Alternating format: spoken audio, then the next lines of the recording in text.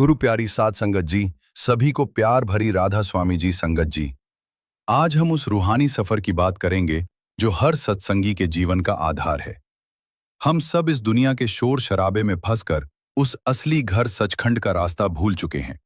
हमारी आत्मा जो कभी मालिक का अंश थी, आज मन और माया के पिंजरे में कैद है। कई बार हम सिमरन पर बैठते हैं, घंटों गुजार देते हैं, लेकिन अंदर अंधेरा ही रहता है। मन भटकता रहता है। पुरानी यादें, घर बाहर की चिंताएं और दुनियावी उलझनें हमें घेर लेती हैं। तब हमारे भीतर एक सवाल उठता है, क्या मेरी मेहनत बेकार जा रही है? क्या मालिक मुझे देख रहा है? इसी तड़प और सवाल का जवाब आज की इस अनमोल साखी में छिपा है। एक समय की बात है। एक बहुत पुराना सत्संगी प्रेमी था। उसने जवानी में नामदान लिया था और अब उसके बाल सफेद हो चुके थे। वो नियम का बहुत पक्का था। हर रोज अमृत वेले उठना, स्नान करना और 2.5 घंटे मालिक की याग में बैठना उसकी जिंदगी का हिस्सा था। लेकिन उसके भीतर एक गहरा दर्द था। उसे कभी अंदर कोई प्रकाश नहीं दिखा, कभी अनहद शब्द की गूंज सुनाई नहीं दी। उसे लगता था कि उसका मन एक पत्थर की तरह है जो पिघलता ही नहीं। एक दिन वह हिम्मत जुटाकर सद्गुरु बाबा जी के पास पहुंचा। उसकी आंखों में आंसू थे और दिल में भारी पल। उसने चरणों में शीश नमाया और रुआसो स्वर में कहा, शहंशाह, मैं हार गया हूं।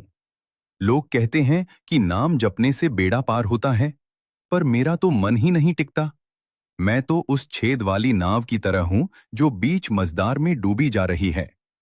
क्या मुझ जैसे पापी पर आपकी मेहर नहीं होगी? क्या मेरी दशकों की मेहनत मिट्टी में मिल गई?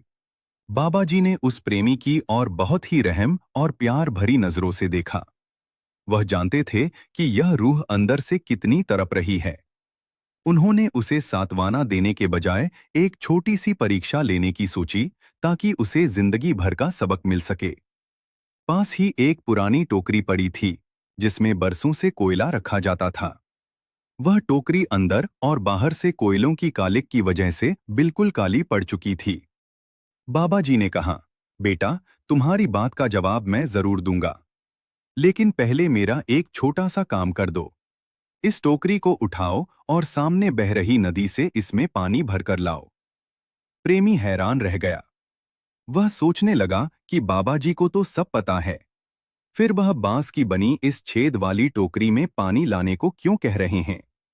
पर गुरु का हुक्म था, सो उसने सिर झुकाया और टोकरी लेकर नदी की ओर चल पड़ा। नदी के किनारे पहुंचकर उसने टोकरी को पानी में डुबोया।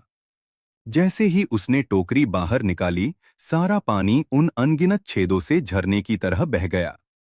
उसने सोचा, शायद मुझे तेज दौड़ना चाहिए।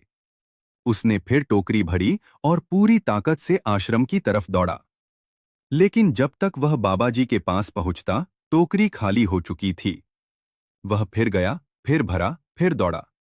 10 बार, 20 बार, 50 बार। दोपहर से शाम हो गई। उसका शरीर थककर चूर हो गया था। सांसें फूल रही थीं, लेकिन टोकरी में पानी की एक बूंद नहीं रुक रही थी। उसे लगा कि वह आज फिर नाकाम हो गया। वह निराश होकर बाबा जी के पास लौटा और बोला, हजूर, मैं शर्मिंदा हूं। यह नामुमकिन है। मैं चाहे कितनी भी कोशिश कर लूं, यह टोकरी पानी नहीं रुक सकती। मेरी सारी मेहनत व्यर्थ है। बाबा जी ने उसे अपने पास बिठाया और बड़े प्यार से हाथ फेरते हुए पूछा, बेटा, तुम्हें लग रहा था कि तुम्हारी मेहनत बेकार गई? जरा इस टोकरी को गौर से देखो। प्रेमी ने जब टोकरी की तरफ देखा तो उसकी आंखें फटी की फटी रह गई। जो टोकरी सुबह तक कोयले की गंदगी से काली स्याही थी, वह अब दूध की तरह सफेद और साफ चमक रही थी। बार बार पानी के टकराने और बहने से उसकी एक एक परत धुल चुकी थी। कालिक का नामोनिशान मिट गया था। बाबा जी ने गंभीर वाणी में कहा, मेरे बच्चे, ठीक यही हाल तुम्हारे मन का है। तुम कहते हो कि सिमरन में मन नहीं टिकता, पानी नाम का रस नहीं रुकता, पर तुम यह नहीं देख रहे कि उस नाम के पानी ने तुम्हारे मन की कितनी सफाई कर दी है। तुम इस दुनिया की कालिख में डूबे हुए थे।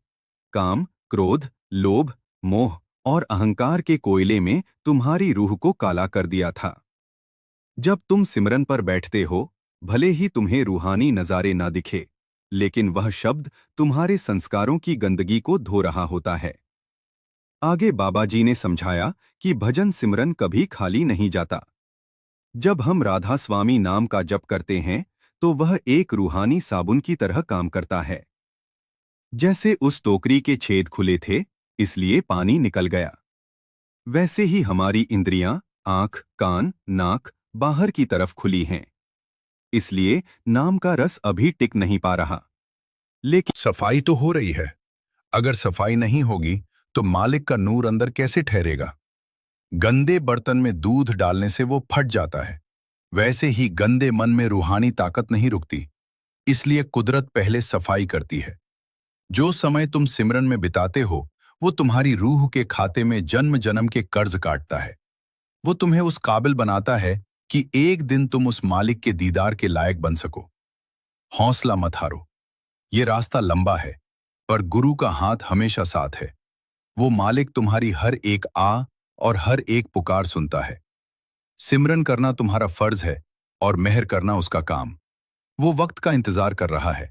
जब तुम्हारी मेहनत पूरी हो जाएगी, तो वो खुद तुम्हें गले लगा लेगा। जैसे टोकरी साफ हो गई है, वैसे ही एक दिन तुम्हारा मन भी आईने की तरह साफ होगा और उसने सद्गुरु का स्वरूप साफ दिखाई देगा। बस बिना फल की चिंता किए उसकी याद में बैठते रहो। हर एक पल को जो उसकी याद में बीतता है, वो तुम्हें सचंड के एक और कदम करीब ले जाता है।